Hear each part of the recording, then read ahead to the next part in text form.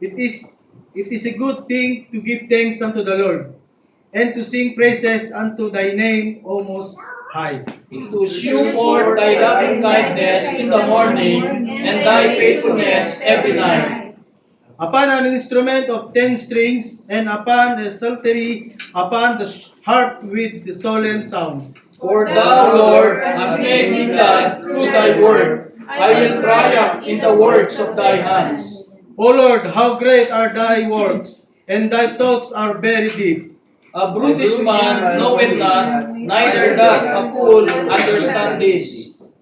When the wicked spring as the grass, and when all the workers of iniquity do flourish, it is that they shall destroy forever. But thou, Lord, art most high forevermore.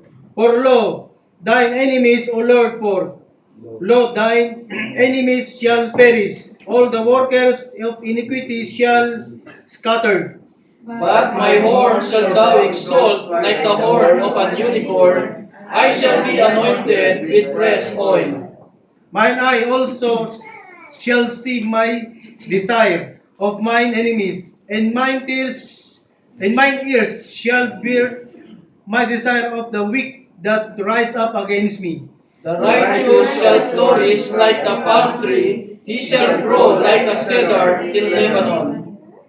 That thus be planted in the house of the Lord shall flourish in the courts of our God. They shall still bring forth fruit in old age. They shall be fat and flourishing. All together.